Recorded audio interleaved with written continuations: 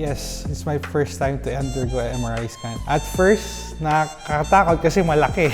A lot of people are afraid of the MRI because it's such an enclosed space.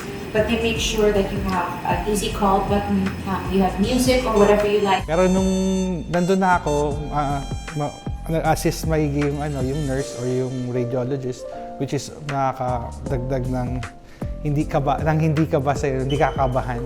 Tsaka naging maayos naman lahat and smooth lahat. So okay naman yung naranasan ko sa MRI. Hindi ako natakot nung huli. Actually, nakatulog ako sa loob. So it was very pleasant. Nagulat na lang ako. Tapos na. So they give you what fits you best. And then they also ask you constantly if you are okay, if you're comfortable, if there's anything that you need. That was very nice and very thoughtful as well.